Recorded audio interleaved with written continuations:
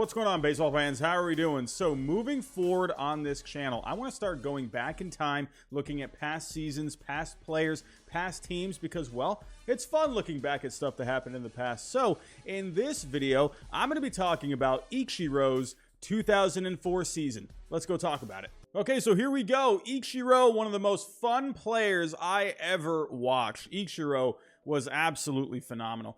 In his career in the major leagues, had a .311 batting average, had over 3,000 hits. If you count his time in Japan, he had over 4,000 hits, over 4,200 hits in his career total. Had a career on-base percentage of .355, and overall had a .757 OPS. I mean, of course, you weren't going to see a lot of slugging with Ichiro, but surprisingly enough, Ichiro, he could get into one every now and then. If you, there's actually a video Foolish Baseball made a while back talking about Ichiro, and there was a part in there where Ichiro, whenever he would take batting practice, he would always try to hit some home runs during batting practice. Like the first couple of swings, he would actually hit home runs.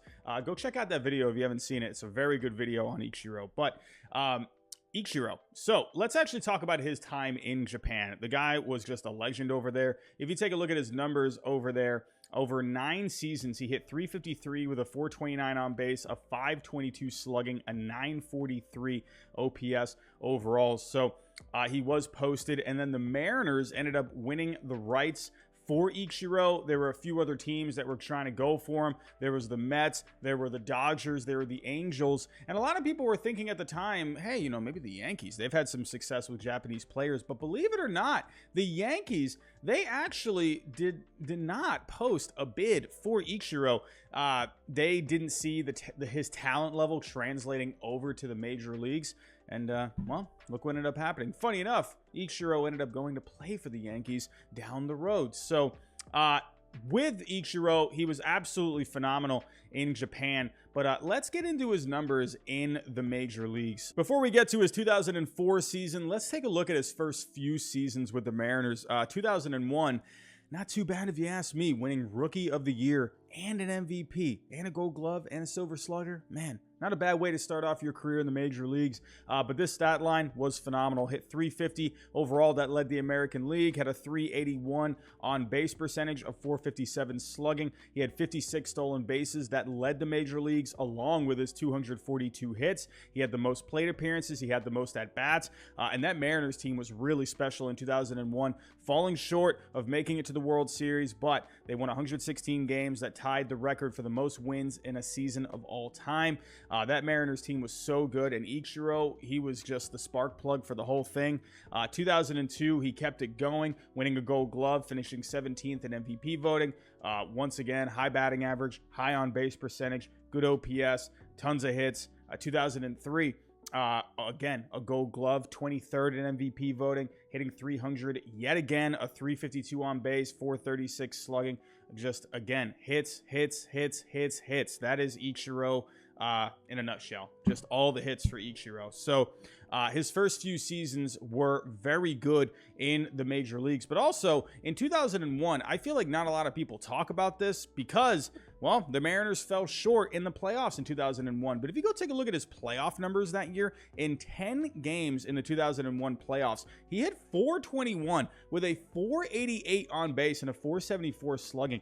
A few stolen bases, a few RBIs, 7 runs scored. He was phenomenal in that postseason. It's too bad we didn't get to see Ichiro in the World Series that year. I mean, that would have just been just amazing. But overall, Ichiro in his first few seasons with the Mariners, just extremely good. But let's go talk about 2004. 2004 was a really special season for Ichiro. He set the major league record for hits in a season with 262 that was previously held by George Sisler. Most of them were singles, but he led Major League Baseball in batting average with an absurd .372, and his on-base percentage for that season was .414. That ranked 9th overall and 2nd overall in the American League. There was also a 56-game stretch where he hit .450 over that time. So just to compare, Joe DiMaggio has the longest hit streak of all time. During that streak, Joe DiMaggio hit .408 over that streak. So hey, Ichiro over a 56-game stretch, sure, he didn't have a 56-game hitting streak, but he hit 450 during that time, while Joe DiMaggio hit 408. That is just absolutely absurd. Ichiro also that season in 2004 had a 91.2 contact percentage that ranked 7th overall that season and 83rd all-time for a single season. But I think what a lot of people seem to forget about that season with Ichiro, that August, he was amazing. Over 27 games in August, he hit 463 with a 492 on-base percentage and a 636 slugging. Are you kidding me? That month, he had 4 homers, 15 RBIs, and 3 triples. So overall, if we go take a look at his numbers in 2004, he had a 7.1 Fangraph WAR, which ends up being the highest of his career, even higher than his 2001 MVP season. There was another season he had a 6.1 in 2007, 5.6 in 2006, 5.5 in 2009. I mean, the guy just had many good seasons, but overall, on Fangraphs, 2004 was actually his best season. Just a historic season for Ichiro. It was so fun watching that year because I remember just keeping track, and I remember he was on pace at one point to break it. I'm like, man, this guy's actually going to break that record.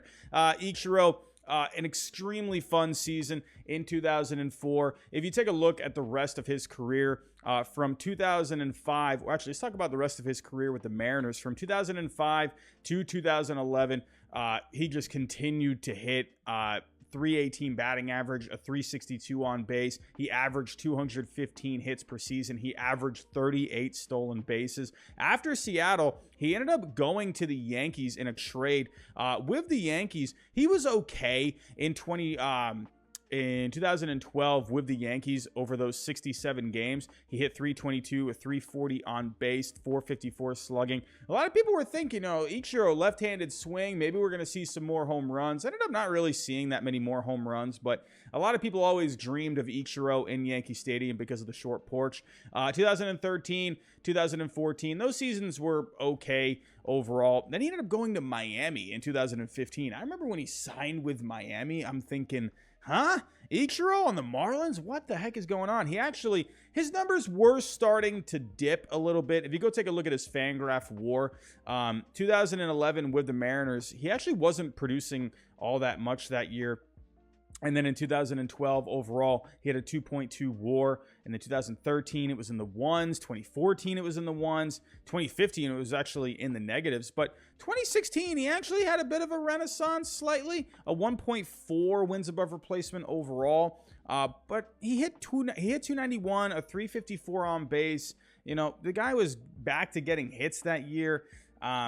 Overall, he ended up having just an amazing career with the Marlins. It was weird seeing him with the Marlins, but then he ended up going back to the Mariners 2018, 2019, and then he ended up calling it a career. But Ichiro, man, oh man, that just watching him over the years was just so fun. But I want to ask you, what do you think? So when we're looking at Ichiro's numbers here, again, 2004 was his highest Fangraph WAR season. I want to know what you think down below in the comments. Do you think that was his best season? Do you think his MVP season in 2001 was his best? I know, a lot of people, they can, agree, disagree when it comes to wins above replacement, especially if you're looking at maybe Fangraph WAR, or maybe you prefer Baseball Reference WAR. Let me know what you think down below in the comments. I'm really interested to see what you think. But 2004, a historic season for Ichiro. But that's all I have for right now. Again, let me know what you think down below in the comments. But look out for the next throwback video where I talk maybe about a player from the past, maybe a team, maybe a season in general. So, but that's all I have for right now, everyone. Thanks for watching, and I'll talk to you next time.